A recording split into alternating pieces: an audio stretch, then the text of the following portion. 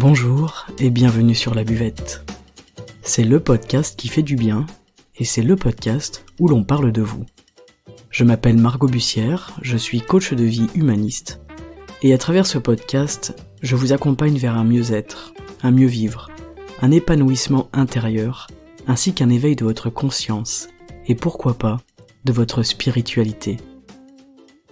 Je vous remercie d'être là aujourd'hui et je vous souhaite une excellente écoute.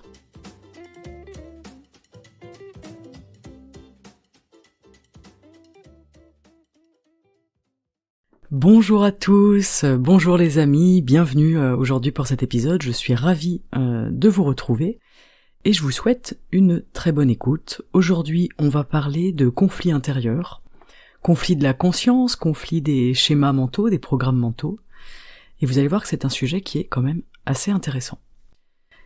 La première chose que je vous dis souvent, c'est que on est à l'intérieur de nous duel, c'est-à-dire que nous sommes des êtres de dualité. Ça veut dire qu'on est en conflit intérieur entre nos programmes mentaux, nos schémas mentaux, et notre conscience profonde. Alors comme petit exemple pour étayer ça, on va prendre l'exemple de Starmania et du banquier qui voulait être un artiste. En fait, d'une certaine manière, on est un peu tous dans cette dualité-là. C'est-à-dire qu'on va être à la fois le banquier qui veut être artiste, mais on va aussi être l'artiste qui voudrait finalement être un banquier, et on ne vit pas mieux d'un côté ou de l'autre de la situation, puisque, en fait, on vit toujours entre ces deux facettes-là. On vit toujours entre deux dualités, et dans cette espèce de conflit intérieur entre mes schémas, mes programmes, et ma conscience profonde. Et ça, c'est intéressant d'en prendre conscience aussi pour comprendre comment est-ce qu'on fonctionne en tant qu'être humain, et pourquoi est-ce que, dans notre vie, parfois, on traverse des périodes de crise, des périodes de doute, des périodes de conflit intérieur, et ça peut sembler parfois insurmontable, en tout cas ça peut être très inconfortable, très désagréable. Donc les programmes mentaux, c'est nos schémas, c'est toutes nos références mentales, c'est en fait tout ce que j'ai construit dans ma vie, tout ce qui est basé sur mon éducation, sur ma famille, sur ma culture, sur ma société, sur ma conception du monde, mais aussi sur mes désirs personnels. C'est vraiment un ensemble de schémas, c'est un ensemble de programmes, c'est un ensemble de plans qu'on a construits au fil de notre vie, qui est en rapport à notre monde, mais en fait, tous ces programmes-là, tous ces schémas, ils ne sont pas en phase avec notre conscience profonde divine, on peut l'appeler, parce qu'elle, elle se fiche en fait des considérations matérielles, elle se fiche de la société, des conceptions du monde qu'on peut avoir. La conscience profonde divine, elle repose pas là-dessus. Donc ces deux choses sont déjà de base et de fait par notre nature, plus ou moins en dualité et plus ou moins en confrontation. Donc notre conscience superficielle, tous ces programmes mentaux, etc., ils sont là pour nous aider à bien vivre, à avoir un travail, à éviter la souffrance, mais aussi à être aimé, à être en capacité d'aimer, à avoir une place, toutes ces choses-là dont je vous parle souvent dans le podcast, qui font référence à notre conscience superficielle, mais notre conscience profonde, celle qu'on peut appeler divine, elle ne s'intéresse pas à ça, elle s'intéresse pas à la matière. Elle, tout ce qu'elle désire, c'est être. C'est-à-dire que c'est ça qu'on appelle la spiritualité, en fait. C'est être dans cette conscience profonde, dans cette conscience divine. Tout ce qui l'intéresse, cette conscience-là, c'est de se développer intérieurement, spirituellement.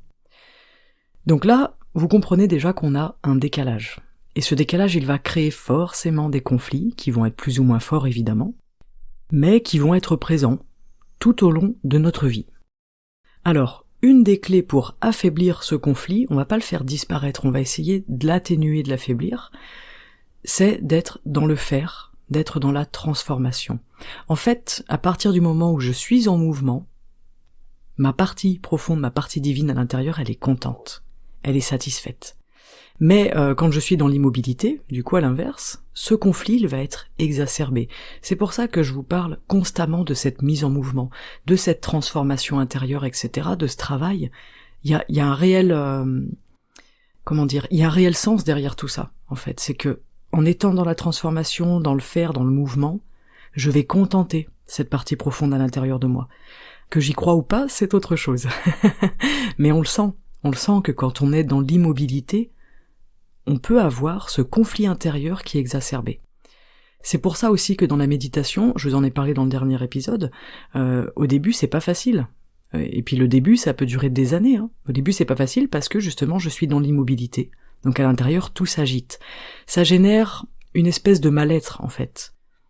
Et on peut retrouver ce mal-être dans notre vie, vous savez, quand on a cette sensation désagréable que on a tout pour être heureux et que pourtant on est mal. Et ça génère de la culpabilité, ça génère de l'angoisse, et en fait on comprend pas pourquoi on est mal. Je comprends pas, j'ai tout pour être heureux ou tout pour être heureuse et pourtant je me sens mal à l'intérieur. C'est ça cette espèce de conflit intérieur dont je vous parle. Et en fait, je pense qu'on ne sait pas, on ne sait pas vraiment ce qu'on veut en fait. Ce n'est même pas quelque chose qui soit lié à la volonté, c'est simplement que on a ce décalage à l'intérieur de nous qui génère ce mal-être. Mais c'est pas quelque chose dont on peut avoir conscience avec notre tête. Donc, pour lâcher justement la tête, on va se mettre en mouvement. Quand ces moments arrivent, ces gros moments de décalage, ces gros moments de conflit à l'intérieur de vous, le meilleur conseil que je peux vous donner, c'est de vous mettre en mouvement. Donc l'idée, en fait, derrière, c'est que le mouvement, il me rapproche de l'essentiel. Il me rapproche de ma partie divine, justement. Donc ça va être, je sais pas, entamer une démarche spirituelle par exemple, une démarche thérapeutique, mais ça peut être aussi changer des choses dans ma vie, déménager, changer de lieu de vie. Alors bon, on peut faire des choses un peu moins drastiques, mais des fois c'est nécessaire. Changer de travail, changer de conjoint, changer de style de vie, de mode de vie en fait. Ça peut être changer mon alimentation, changer mes activités, etc. Donc toutes ces choses-là, je vais pas tout faire d'un coup, on fait les choses à un certain rythme. Je pense qu'il faut pas y aller trop vite, trop fort d'un coup, mais en même temps, je pense aussi qu'il n'y a pas de règle. Je pense que c'est propre à chacun et que c'est grâce à notre expérience aussi qu'on arrive à sentir les choses, qu'on arrive à sentir, ok, qu'est-ce que j'ai besoin de faire et à quel moment. Et il y a aussi une chose qui est importante, c'est que il est essentiel, à mon sens, d'accepter que les choses elles prennent du temps aussi. Je peux très bien sentir ce décalage qui va créer un conflit, sentir l'urgence de devoir me mettre en mouvement, de bouger des choses, de changer des choses dans ma vie, mais que ça me prenne un petit peu de temps, et c'est normal. En tout cas, dès qu'on ressent cette espèce de mal-être à l'intérieur, je pense sincèrement que c'est le moment de se mettre en mouvement, de recréer du mouvement en fait vers nous-mêmes, et surtout à notre rythme. Alors, la question du mouvement, je précise quand même, c'est pas un mouvement, c'est pas une agitation dont je vous parle. C'est une manière dont je me mets en mouvement intérieurement. C'est ça qui compte. C'est pas tant quelque chose d'extérieur. C'est plutôt comment est-ce que je vis les choses. Comment est-ce que moi, à l'intérieur, je suis en mouvement. Comment est-ce que ça bouge. Comment est-ce que j'évolue. Comment est-ce que je me transforme. Ce n'est pas forcément l'extérieur qui va faire que je suis bien ou que je suis mal. En réalité, ça on l'explique souvent, mais en réalité, c'est une question d'état intérieur, d'évolution intérieure. Pourquoi est-ce que parfois, je vais me trouver très très bien dans une situation extérieure, physique ou matérielle, qui est pourtant déplaisante ou inconfortable, et à l'inverse, je vais me sentir très très mal dans un extérieur qui est absolument propice au bien-être et à être heureux. C'est ça, cette espèce de conflit intérieur. Et moi, je vois beaucoup de personnes en cabinet, au cabinet en séance, qui me disent, en fait, je sais pas de quoi je me plains, parce qu'en fait, j'ai tout pour être bien. J'ai tout pour être bien, je vois pas encore pourquoi je vais pas bien. Pourquoi est-ce que je suis mal? Donc, évidemment, on se culpabilise après, On se culpabilise, mais l'intérêt, c'est de comprendre ça, justement. En fait, ça ne dépend pas de votre extérieur, ça ne dépend pas de votre matérialité, ça ne dépend pas des choses qui sont extérieures à vous. J'essaye de faire très simple, mais ça dépend des choses qui se passent à l'intérieur de soi. Quel état d'esprit est-ce que j'ai? Quel état de conscience est-ce que j'ai? Quel mouvement est à l'intérieur de moi? Quelle transformation, quelle évolution, etc. Donc ça s'appelle le travail sur soi, en fait, tout simplement. Et quand on commence à bosser sur soi, on comprend très vite que les choses ne dépendent pas de mon conjoint, de ma maison, de mon boulot, etc. En fait, c'est pas ces choses-là qui sont en cause, mais c'est nous à l'intérieur. Et c'est uniquement lorsque j'arrive à changer quelque chose à l'intérieur que quelque chose va pouvoir changer à l'extérieur. Alors je vous ai donné l'exemple de déménager ou de changer de conjoint, etc. Au début, parce que tout est lié. C'est pas ou tout noir ou tout blanc, ça veut dire qu'en fait, si je ne me sens plus bien, par exemple, je sais pas, dans mon couple, ou si je vis dans un endroit qui est source de mal-être, Le fait de bouger, le fait de mettre des choses en place, ça va aussi permettre qu'il y ait un mouvement à l'intérieur, évidemment. Mais se dire je vais quitter mon conjoint parce que ça se passe mal, parce que je me sens pas bien, etc., sans faire le boulot à l'intérieur sur soi, ça va juste être un nouveau schéma qui va être répété avec la prochaine personne que vous allez rencontrer, par exemple. C'est toujours intéressant de lier les deux, de se dire, ok, qu'est-ce que j'ai besoin de changer du coup extérieurement qui va pouvoir m'aider, qui va pouvoir être un moteur, me donner du mouvement, mais surtout, qu'est-ce que je vais aller changer à l'intérieur de moi pour que la prochaine fois que je vis une situation comme ça, par exemple, je n'en sois pas mal, et que je ne subisse pas en fait les choses qui se passent à l'extérieur. Voilà, je voulais éclaircir un petit peu ce point, donc j'espère que j'étais un peu plus clair. Ce que je voulais vous dire, pour résumer en une phrase, c'est que le changement extérieur, en fait, ce n'est que la conséquence d'un mouvement intérieur. Voilà. Les choses vont changer dans ma vie, extérieurement, à partir du moment où j'aurai changé quelque chose à l'intérieur, ou en tout cas à partir du moment où je mets du mouvement à l'intérieur. Et le mouvement, naturellement, va appeler à la transformation. C'est pas des choses qui se font, avec la tête, avec la volonté. On ne peut pas décider d'évoluer intérieurement. Ça passe pas par le mental, ça. C'est une transformation qui se fait à l'intérieur de nous, quand on a fait le job, encore une fois. La chose qui est intéressante, en fait, dans le fond, c'est de comprendre que dès que je suis confronté à un mal-être intérieur, conflit, division, dualité, etc., c'est un signe qu'il y a quelque chose à changer. Et avant tout, c'est un signe qu'il y a nécessité à me mettre en mouvement. Ça veut dire faire un chemin vers moi-même, ça veut dire faire attention à moi, être plus conscient ou consciente par rapport à moi, être plus présent ou présente par rapport à moi. Dès que je suis confronté à un mal-être, il faut que je change quelque chose à l'intérieur. C'est très très très important.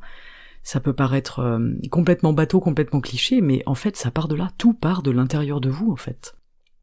Alors dans le taoïsme, on parle beaucoup de discipline, et ils nous disent que cette dualité intérieure, ce conflit, ce mal-être, peut être lié à un manque de discipline.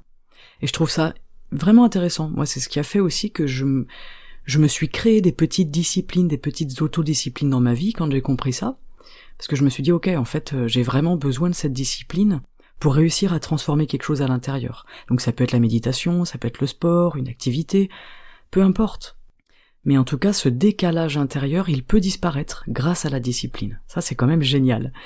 Dans la discipline, on a une forme de satisfaction, déjà, de base, et ça nous apporte un sentiment de satisfaction, de contentement.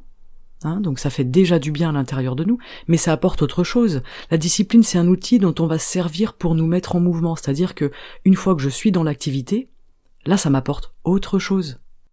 Il y a autre chose qui commence, il y a autre chose qui démarre. En fait, je ne suis plus dans la discipline à partir du moment où j'ai commencé, où j'ai fait le premier pas. C'est-à-dire que la discipline, elle est moteur, c'est elle qui déclenche ce quelque chose de beaucoup plus profond qui se met en place ensuite. Je sais que c'est un mot qui fait peur, discipline, chaque fois que je l'emploie, ou en conférence, ou parfois en séance, ça fait peur. On n'a pas envie de se discipliner. Ça nous demande des efforts, ça nous demande de la rigueur, de la consistance, et on n'a pas envie. Et pourtant, la discipline, elle est valorisante. Alors ça, c'est quelque chose de plutôt extérieur, donc c'est limité, mais derrière, il y a autre chose. Et ça, on le voit pas forcément au premier regard. Mais toutes les personnes qui ont des disciplines, vous vous doutez bien qu'il y a quelque chose derrière qui les nourrit, sinon ils tiendraient pas toute une vie. Ça apporterait pas suffisamment. En fait, dans la discipline, il y a une forme de plaisir. C'est ça qui permet de la faire durer, en fait, dans le temps. C'est ça qui permet de nous faire tenir. C'est que dans ma discipline, qui est mon moteur du coup, je vais déclencher autre chose. Je vais déclencher un état d'esprit, un mouvement, justement, une transformation, un état d'être, etc.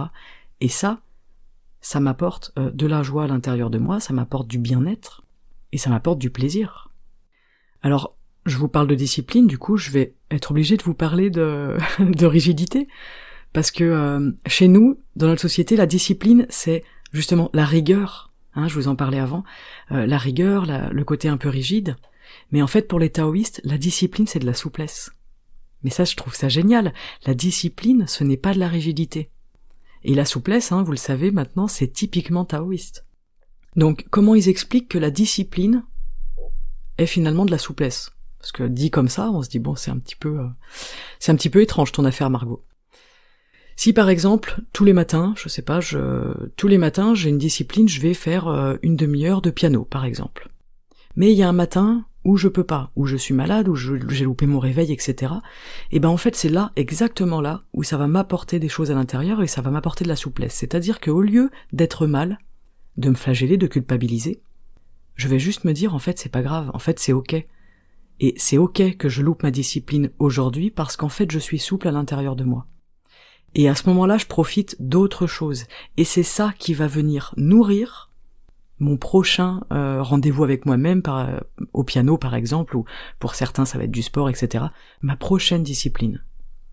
Donc l'idée derrière, c'est de ne pas tomber dans le trop rigoureux, de tomber dans le trop rigide, parce qu'en fait on va en venir à se juger, on va être dur avec nous-mêmes, on va bloquer les choses, on va faire des nœuds, et là à ce moment-là on perd tout l'intérêt initial de la discipline, qui est de nous mettre en mouvement, qui est de nous apporter de la fluidité, on perd ce que la discipline peut nous apporter intérieurement. C'est pour ça que la discipline de notre point de vue à nous dans notre société, elle peut être problématique quand on la voit comme quelque chose de rigide, d'obligatoire. Vous voyez ce que je veux dire ? La discipline, c'est aussi avoir la capacité intérieure d'être ok et d'être en souplesse avec le fait, un jour, de faillir entre guillemets à notre discipline. Moi je pense qu'il n'y a pas de plus beau cadeau qu'on peut se faire à soi-même que de développer de la souplesse à l'intérieur. C'est vraiment très très important. Et en fait, quand je vis les choses bien, quand je vis par exemple, là ce matin-là où j'ai pas fait ma demi-heure de piano, je ne suis pas en train de perdre ma discipline, pas du tout. Parce qu'en fait, il y a des moments dans notre vie où on va saturer aussi pour certaines choses, et ça a du sens cette saturation. Et en fait, être capable de le lâcher, avec bonheur, en étant vraiment bien à l'intérieur, ça me permet de continuer à progresser. C'est juste que je progresse différemment. Le moment où j'ai besoin de lâcher, c'est là où il faut que je sois en capacité de lâcher et de lâcher profondément. Sans me flageller toute la journée, culpabiliser et penser qu'à une chose, c'est que je n'ai pas rempli ma tâche, etc. de la journée. Je vous en parlais dans le challenge sans sucre là que j'ai relancé, où les premiers jours, ça a été catastrophique, j'ai pas du tout réussi à tenir ma discipline, ça a été vraiment une catastrophe, et en fait c'est pas grave, c'est pour ça que je vous ai mis un petit mot sur les réseaux, pour vous partager ça, pour vous partager que finalement ça m'apporte des choses pour le jour suivant. Et en fait ça reste une progression, ça c'est une évolution intérieure, ça c'est un mouvement intérieur. Et ça aussi c'est une façon de cultiver, d'apprendre à développer la souplesse à l'intérieur. Et se flageller ça n'a aucun intérêt, à part justement nourrir cette rigidité intérieure, cette dureté qui nous blesse profondément. Donc voilà, si vous avez une discipline dans votre vie, bravo. Si vous arrêtez, si vous avez besoin de faire une pause à un moment donné, et que vous êtes dans un bon état d'esprit, en fait vous allez continuer à progresser. C'est ça qui est génial. C'est vraiment une question d'état d'esprit, vous l'aurez compris, je vous le dis souvent, mais savoir s'arrêter, savoir faire une pause, ça fait partie de cette souplesse intérieure qui est extrêmement utile. Je dirais même qu'elle est nécessaire. Elle est nécessaire pour votre développement, pour votre transformation intérieure. Je ne peux pas me transformer dans la rigidité. Je me transforme dans la souplesse, dans l'acceptation, dans le lâcher-prise. J'accepte ce qu'il se passe à l'intérieur de moi. J'accepte aussi les choses qui sont extérieures et que je ne maîtrise pas, que je ne contrôle pas. Et je pense vraiment que cultiver cette souplesse-là, ça nous permet d'apaiser aussi les conflits intérieurs. C'est important de savoir reconnaître quand on sature. C'est important de savoir reconnaître quand on est usé, quand on a besoin de passer à autre chose. Et même si je reviens plus tard, si l'envie revient par exemple de reprendre telle discipline, je peux très bien y revenir, parce que je suis souple intérieurement, et c'est pas ou tout noir ou tout blanc. Mais c'est important d'être en capacité de reconnaître que là je sature. Là j'en ai marre, là j'ai plus envie de ça par exemple. Et en fait, grâce justement à cette souplesse intérieure, je suis en capacité de faire autrement, de m'adapter à ce qui se passe à l'intérieur de moi. Évidemment, en dernier point, pour apaiser nos conflits intérieurs, il y a quelque chose d'assez important, c'est de réussir à créer de la joie à l'intérieur. C'est très important. Tous ces conflits intérieurs-là, ils viennent toujours nous faire bosser là où on en a besoin. Chacun de ces conflits est différent, et chacun de ces conflits répond justement à un besoin différent. Mais arriver à créer de la joie à l'intérieur de nous, ça a une vraie incidence sur les conflits intérieurs. Alors ça va avec la spiritualité et la foi, également bien sûr, plus je vais cultiver justement, développer cette spiritualité et cette foi à l'intérieur de moi, plus je vais m'apporter de la souplesse, plus je vais m'apporter de la joie, de la confiance.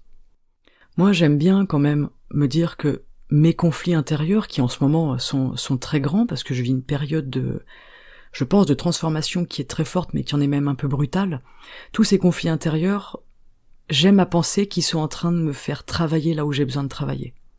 Et que c'est en y allant avec souplesse et avec douceur que je vais permettre aussi cette transformation, c'est-à-dire que si je suis dans la rigidité, je suis dans une forme de résistance, et en fait je vais créer des nœuds, et je vais juste amplifier ces espèces de problèmes, entre guillemets, à l'intérieur, je vais amplifier ce conflit-là, cette dualité, pour un peu que je rajoute un peu de culpabilité et d'autoflagellation, et on est parti. Donc voilà, pour ces petits épisodes, je voulais vous parler de tout ça. C'était alors je tiens à remercier François, avec qui j'ai eu la chance d'assister à ce cours là-dessus. Ça m'avait passionné à l'époque, je me rappelle. Je vous ai partagé ça de manière pas succincte, mais je voulais partager d'une manière assez accessible, parce que je sais qu'il y a des notions qui sont peut-être compliquées à intégrer, ne serait-ce que celle de la discipline par exemple, la discipline et de la souplesse, mais en même temps, pour la plupart d'entre vous, vous êtes déjà auditeurs et auditrices depuis longtemps, vous commencez, je pense, à bien comprendre qu'est-ce que c'est le taoïsme, où est-ce qu'on veut en venir, à bien comprendre aussi les schémas mentaux, les mécanismes, les programmations, etc. qu'on a dans le cerveau, je vous en parle souvent également. Toutes ces choses-là, elles sont liées les unes aux autres. C'est ça qui est intéressant. On parle de conscience superficielle et on parle de conscience profonde. Ok, c'est deux choses extrêmement différentes. À quoi elles correspondent ? À quoi elles servent, et comment est-ce que je fais dans ma vie pour que ces deux consciences-là, elles cohabitent, sans que ça me crée de dualité à l'intérieur de moi. C'est ce qu'on dit quand on dit « écoutez-vous ». Vous savez, c'est un peu la mode, il faut s'écouter, etc. Ça veut tout et rien dire. Il faut s'écouter, ça veut dire quoi? Parce que j'écoute quoi? J'écoute ma conscience superficielle ou j'écoute ma conscience profonde, du coup? Qui veulent deux choses complètement différentes. Vous voyez? Donc, je voulais faire cet épisode pour, essayer de vous expliquer ça, cette différence entre les deux, l'importance évidemment du mouvement, je vous parle tout le temps du mouvement, l'importance de bosser sur soi, l'importance de la joie, comment est-ce que je peux apaiser ces conflits à l'intérieur de moi. Il y aura aussi par exemple le rapport à la nature qui va être intéressant. Quand je vais pas bien, que j'ai des conflits à l'intérieur de moi, si j'ai envie de renouer avec ma conscience profonde divine, mais je peux aller en pleine nature. Parce que ma conscience profonde, elle sait aussi que ma place, elle est dans la nature, parce que je fais partie de la nature, je suis nature, en tant qu'être humain, en tant que personne. Donc ça, c'est intéressant de se dire aussi, il y a plusieurs moyens d'action. Et c'est ça qui est chouette aussi, je trouve, dans le taoïsme, mais dans beaucoup d'autres visions, hein, il n'y a pas que ça, mais on a plusieurs moyens d'action à chaque fois, c'est-à-dire que si je ne suis pas prêt ou pas prête à faire ça, je peux bosser sur autre chose. Mais tout a des répercussions. Je peux bosser sur ma joie, et ça va m'aider pour ma discipline. Je peux aller me faire une promenade en nature et ça va m'aider pour ma joie, etc. Mais cultiver le mouvement, je pense que c'est vraiment le plus important. Notre conscience profonde, elle veut toujours la même chose. Elle veut qu'on soit. Votre conscience profonde, elle veut que vous soyez dans l'être. Mais notre ego, lui, il peut pas comprendre ça. Il peut pas comprendre ça parce que dans la matière, ça veut rien dire, ça n'a pas de sens, être comme ça. Hein, c'est la différence entre l'être et l'avoir. Mais notre conscience profonde nous invite à être. Et c'est ça qui est très important aujourd'hui. C'est comment est-ce que je fais dans ma vie, qu'est-ce que je mets en place pour me rapprocher le plus possible de cette conscience profonde, pour m'aider à être profondément qui je suis à l'intérieur de moi, dans ma part de divinité évidemment, dans ma part de spiritualité. Qui je suis dans mon cœur, comment je suis à l'intérieur de moi, qui je suis à l'intérieur de moi. Où est-ce qu'il y a des conflits? Ok, je cible ces conflits-là, je les regarde droit dans les yeux, je fais le boulot qu'il faut faire pour gérer ces conflits-là, ou en tout cas les apaiser au maximum, et je bosse. C'est aussi ça le message, hein, c'est que moi je pense pas que les choses nous tombent tout cuit dans le bec, et je pense que tout ce qui nous arrive dans la vie est là pour nous apporter un enseignement de qualité. C'est à nous d'avoir la conscience et la souplesse d'esprit d'en faire quelque chose qui soit justement une transformation. En fait, j'ai le choix entre aller contre et résister, ou accueillir le mouvement, m'adapter et cultiver cette souplesse intérieure. Vous pouvez prendre l'exemple du roseau qui plie sous le vent, parce qu'il est souple. Et que si le roseau il était rigide, en fait il casserait sous les vents forts. C'est exactement ça cette image. C'est là où j'ai de la souplesse, en fait je ne casse pas.